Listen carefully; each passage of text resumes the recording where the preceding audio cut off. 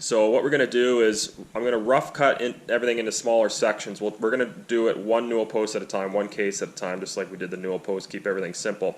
I figure these boards, I might not make them 7, I might make them 8 inches tall, so I need 4 of them. That's going to give me 32 inches in total. What I'll do is I'll make this 45 on the table saw. I'll keep it a little bit larger, maybe 6.5, 6 5/8. And then what I can do is I'll run it on the joiner to get that exactly 45 to make that joint extremely tight.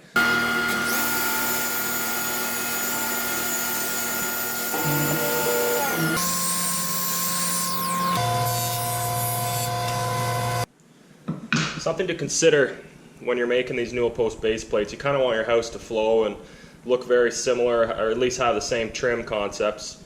So this is about 8 inch high here. That's going to match the plinth blocks on either side of the casing. So these are about 7 inches tall. There's a 22.5 degree chamfer or detail on the top. That also matches the inside corners and outside corners of my trim pieces, so you can see the angle there.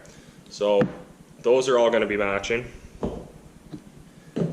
Since this newel post base was one piece, I've color coordinated it. You can see the different grain structure here, heartwood versus sapwood, and then I've extended that all the way around. We talked about in the previous or earlier film that knot there, that's getting covered up.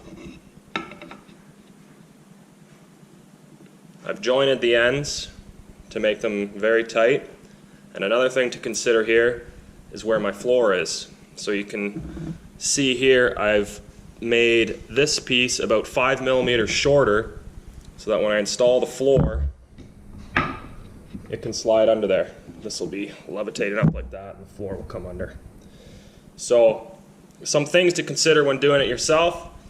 For right now, we're going to glue this and brad nail it into position, and it will never move. Make sure you take your time when you go to install these. I've clamped it a few different times. It's a little bit finicky to make sure you get all the gaps closed up. It's a little bit harder too, especially if you cut them down too short. So I'm going to cheat a little. What I've done here is I've clamped these two east-west pieces.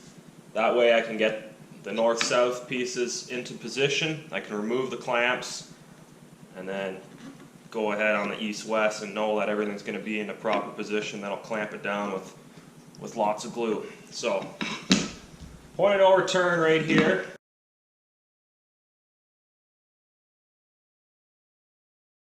Another thing to consider here is nail placement.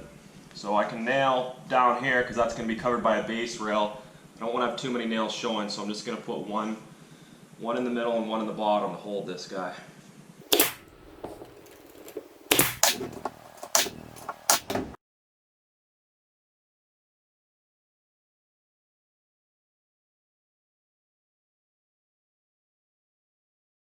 Now I'll put 1, 2, or 3 on the bottom, and then I'm going to nail into the other base plate here. Last piece on this side. You can use the clamps to pull it into position if you need to.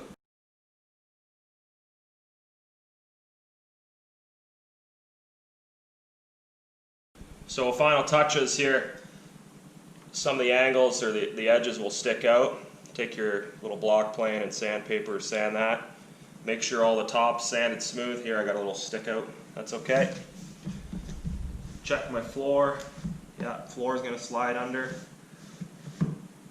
That's good. So I'll do the rest off camera.